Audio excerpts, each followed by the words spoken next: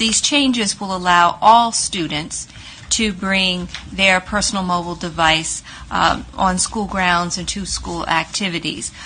Currently, only secondary students are allowed to have their devices on school grounds. Elementary students are not to have them on school grounds, regardless of whether they're on or in their lockers or whatever. However, the change to the regulation only specifically allows use by any student during instructional time if permitted by a teacher. So this would provide the opportunity at all three levels, if it seemed to support the instructional goals of the day, to use a mobile device. They could be brought out. Can we consider allowing middle schoolers to use them at lunch? Or referring to it as secondary school students as opposed to high school students? I think I was going to say, I had previous conversations with Dr. Williams on this issue, and it was my understanding that they had piloted at a few middle schools, and that they had gathered feedback from the principals, middle school principals, and they were kind of split on the issue at that time, about a year or two ago. He or staff doesn't have a recommendation regarding that, but Dr. Williams did express concern with the increase in social media activities, that he's concerned that some more middle school principals may not necessarily be in favor of such a change. So can I just say, having lived through this whole process on cell phones, portable communication devices, from the point in time when Dustin Jeter, he was president of the MCR, and then he was a student member of the board, and it's been an evolutionary process, and the principals, while they're wonderful leaders in our buildings, have been very slow in this process of coming forward to what the reality is. Right. And the fact that they're using them anyways. one, we had to get the law changed because it was illegal to have cell phones on school grounds. And, it took us 2 years to change that law. I have a little plaque from MCR honoring me for my efforts. And two, then, principals didn't want, in the high school, they didn't want them used during the school day. In the middle school, you had to have a waiver. I got a waiver for my daughter, and yet many of her peers just put the cell phones in the bottom of their book bags. I just think they're not. Can I just interrupt for 1 second and turn it over to Mr. Collette, because he and his staff have done extensive vetting of this, so I think that it may make sense. It may be helpful to talk through what the vetting has gone before we go forward. Should I make my official proposal first or no? Or would you like to know all of the changes that are proposed to the regulation? All right. And this is a reg. This is not. This is a regulation. I know, like I said, it's just a proposal, not a. We don't have any amendment rights on this. Okay. But we're willing to accept all feedback. All right, then. Okay, so additional changes include permitting the use of the possession and use of cell phones on school buses, and that includes to and from school, as well as to and from activities during the instructional day. And of course, all of this must be done in accordance with standing regulations and rules and expectations. It also states that while on MCPS property, students must use the MCPS network, and Mr. Collette may go into this further, but it's basically for the students' protection and our ability to monitor or become aware of some of their activity if necessary. We've also added responsible use guidelines to the regulation, and there are references in the regulation to the code of conduct should students violate this regulation, and there are also references to what is in student rights and responsibilities and all other modes of communication about not using the phones for invasion of privacy or in a way that is illegal or profane or inappropriate language impedes the health and safety of students in the community and so forth.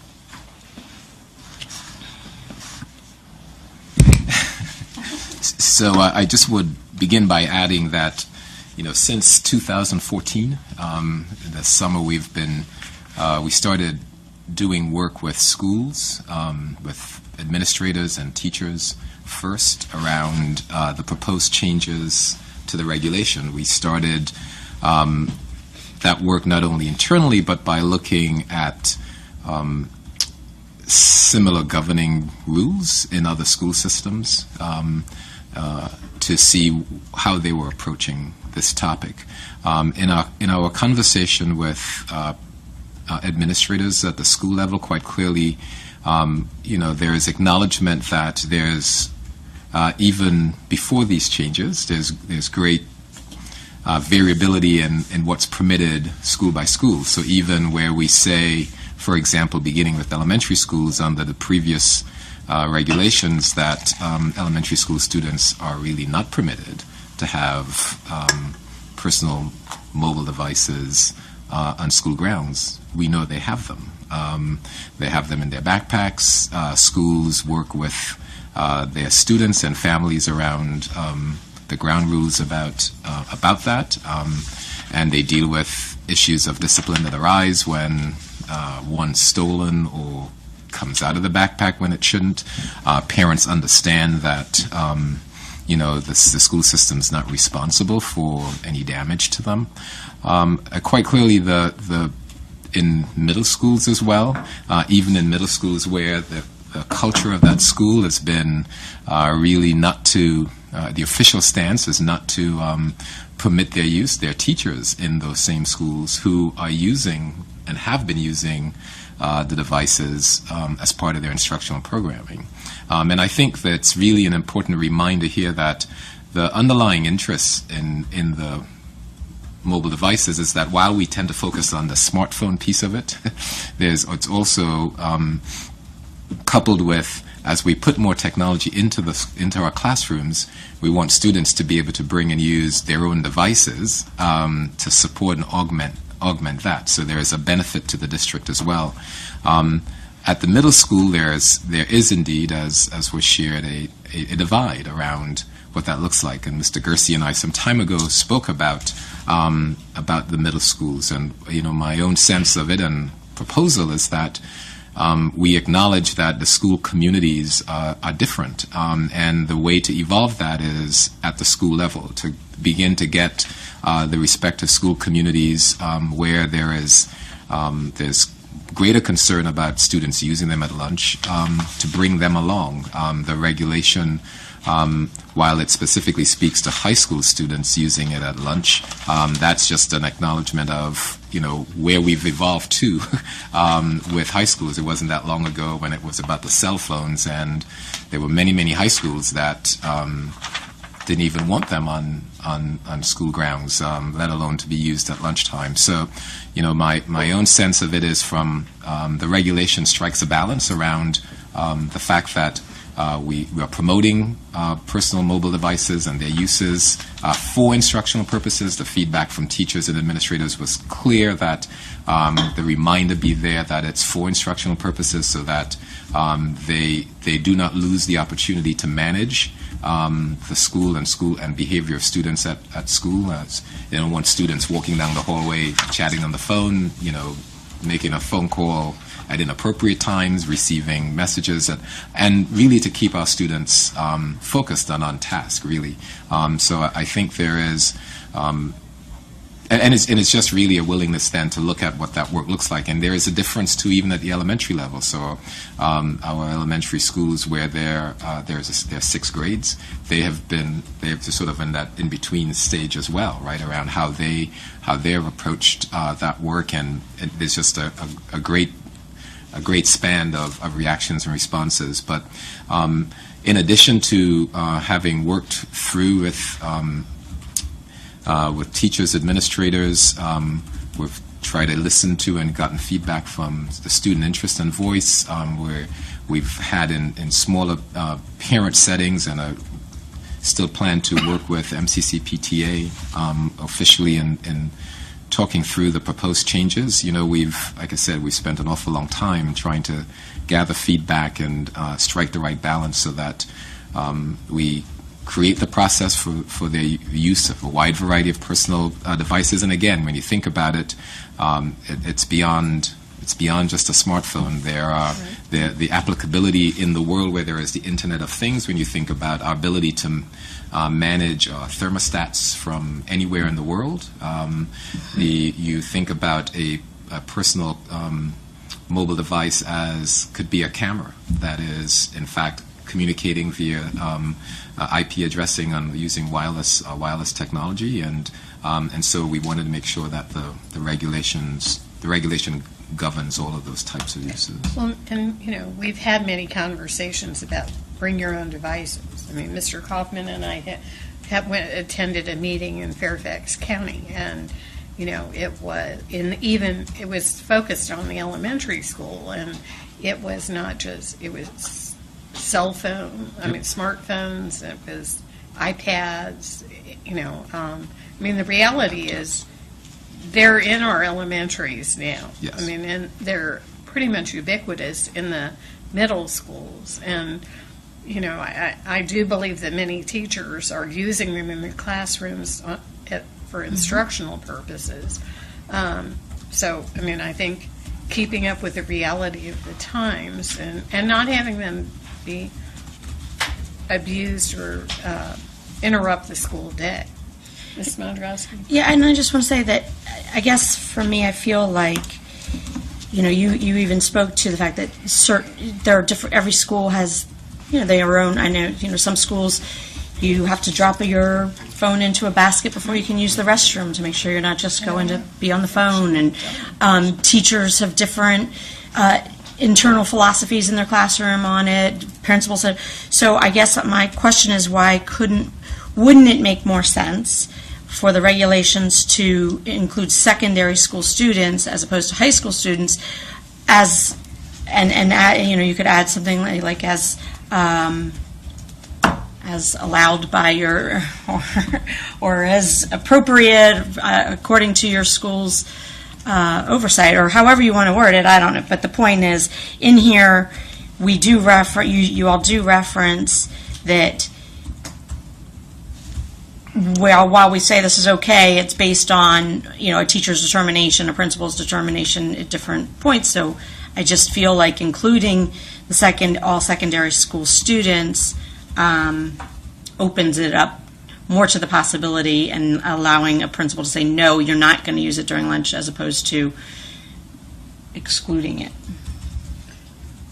I'm not saying it. I have to maybe, but just say, they brought this to us as a courtesy because the board, we've pushed, and the student members, the generations of student members prior to Eric have been very vocal and assertive.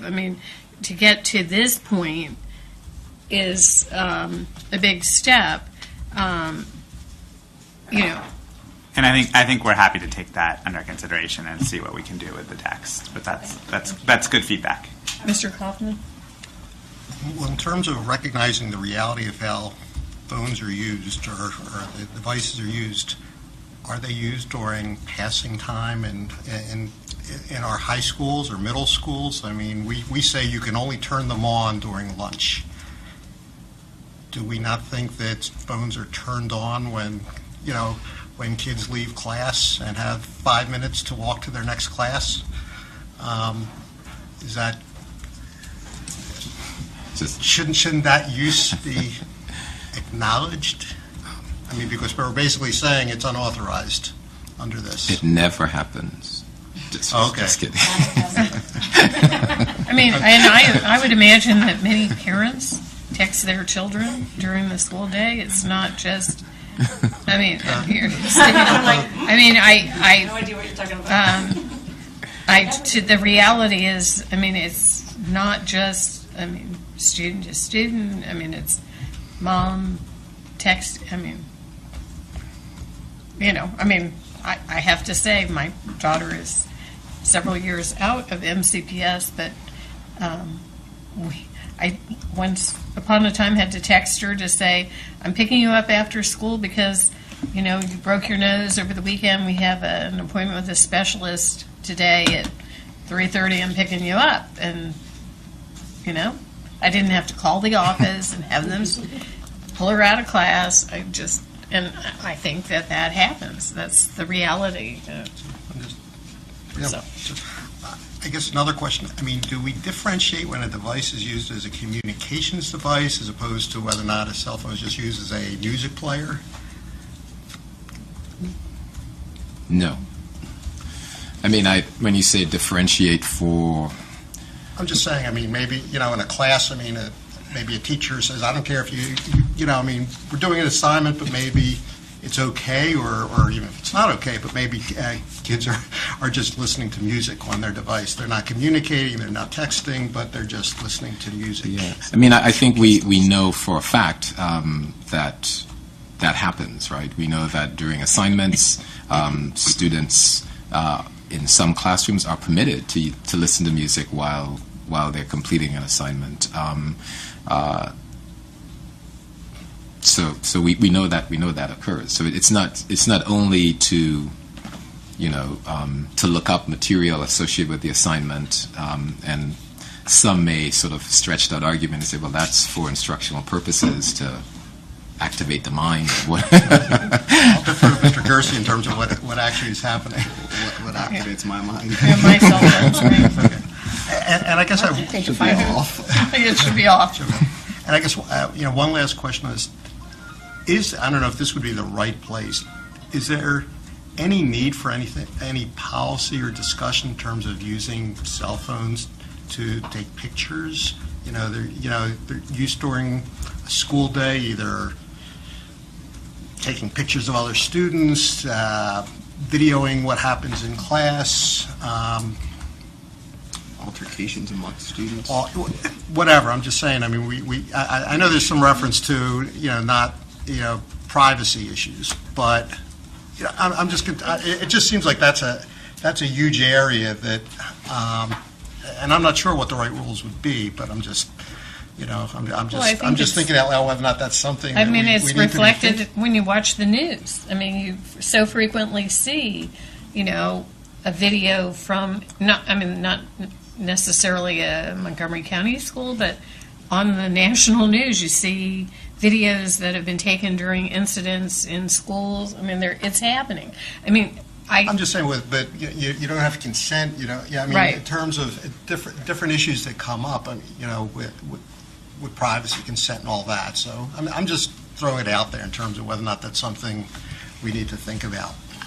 I'll just remind you of our last meeting and board meeting last week when we brought forth the changes to the policy on cyberbullying, and it spoke to the use of phones. So in that context, as well as more directly in our code of conduct, we talk about if it include the use of the phone for a variety of instances of inappropriate conduct.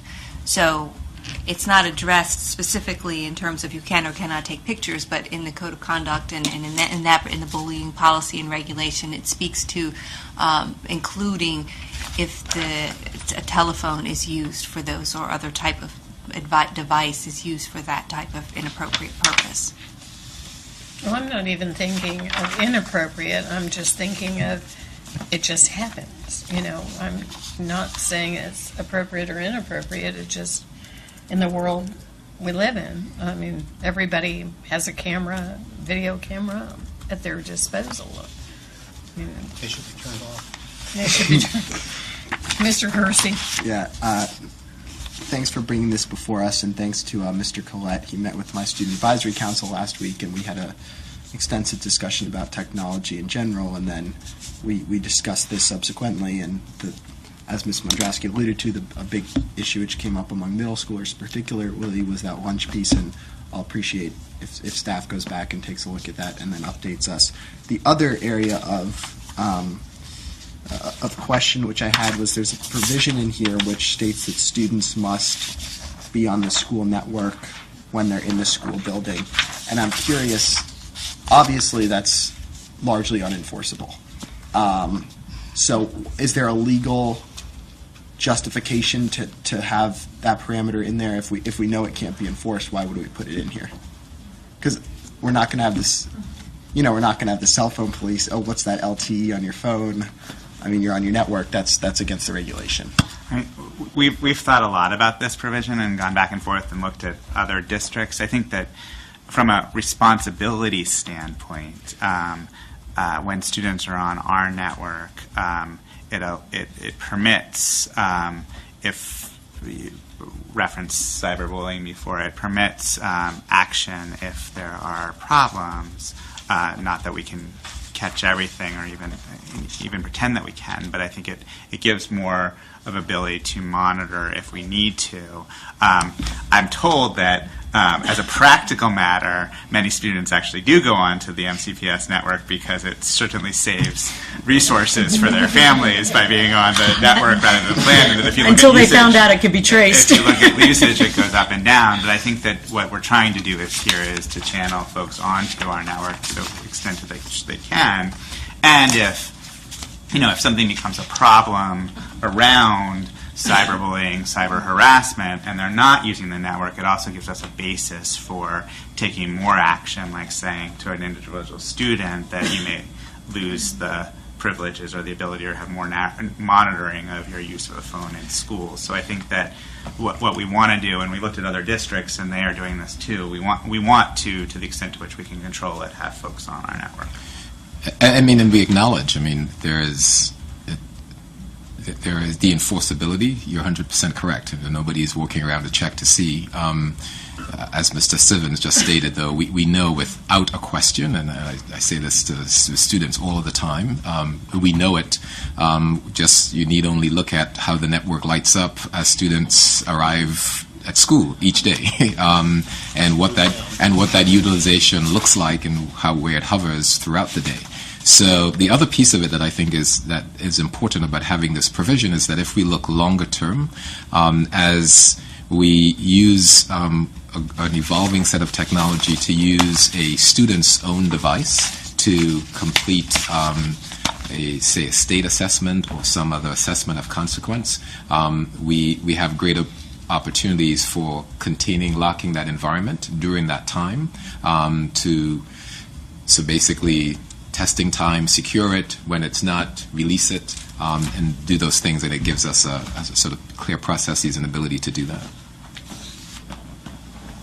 Okay. If a student uses our network, do they give up privacy rights that we could read emails and all that they send that use our networks? So in use in the network gives us the ability to monitor what they're doing on the network. So for example, by virtue of, and it's not simply a function of sending a text, so we're not, again, we try to remind folks that we're not really sitting there unpacking and decrypting what's in that data packet to read that message. It's a function of us being able to provide a set of protections in case, in an event, something happens.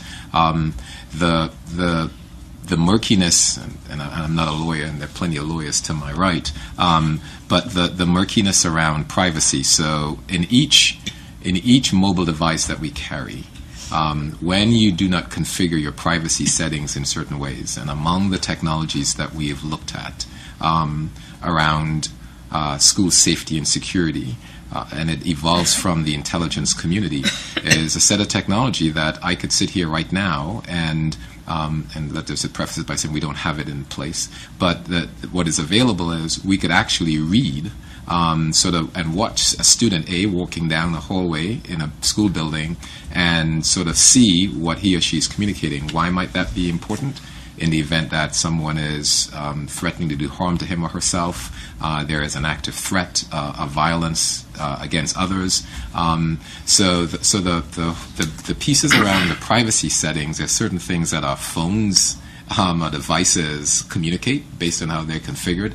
But I think as a real practical matter, the piece we're dealing with here is around student conduct. That may be disruptive to the instructional program. It's not about us snooping at what's occurring. Right. And I think this needs to be read in conjunction with our search and seizure provisions, which are based in the Constitution about what's a lawful review of somebody's emails or other materials. So I think we're more talking about blocking or limiting access to sites, which happens on our website, then any following up with email, to the extent to which we even have capacity to do that, would need to be based on some particularized suspicion that gave a basis to look at that email. Okay, so you'll take the feedback and... Indeed. Look, gentlemen, practice these words in front of the mirror. Although we are constantly exploring the subject, currently there is no direct evidence that links cell phone usage to brain cancer.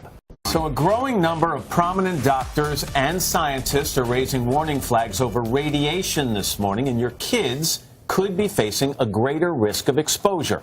NBC national correspondent Miguel Almaguer was granted rare access inside a cell phone test lab.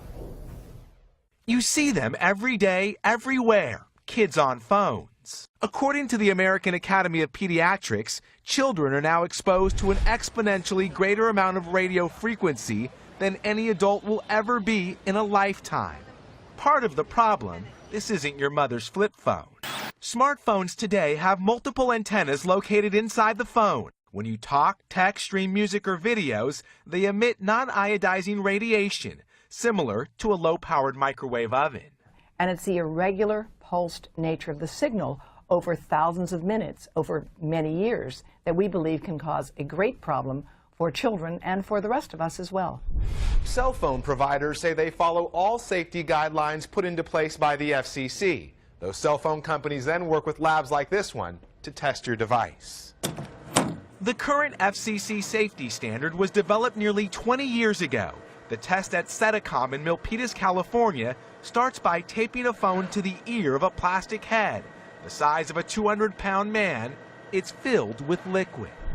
The fluids used in these tests best replicate the same properties inside the human head. Scientists are then able to determine how much radiation penetrates the head when you're talking on the phone. The robotic arm precisely moves to various hotspots on the head to test the specific absorption rate. The phone we tested was within the FCC allowed radiation limit, but critics say these standards are outdated and urge the federal agency to adopt stricter radiation guidelines. Current FCC standards do not account for the unique vulnerability and use patterns specific to pregnant women and children, warns the American Academy of Pediatrics in a letter to the FCC. Children are not little adults. The skull is thinner. Also, the volume of the brain is less compared to 200-plus size man. The U.S. Government Accountability Office also asked the FCC to reassess the exposure limit, in particular the radiation limit when you have your cell phone close to your body, like in your pocket or when you hold it directly next to your head, or as some teens do, sleep with it on their pillow. Phones are transmitting radiation so long as they're connected to the internet and connected to the Wi-Fi. And even if you're not talking on your phone is talking to the tower. Critics of the FCC's current guidelines give this simple advice to all consumers. Use the speakerphone or an earpiece, and remember, distance is your friend. Keeping a phone even a few inches off your body reduces exposure several thousand times. For today, Miguel Almaguer, NBC News, Milpitas, California.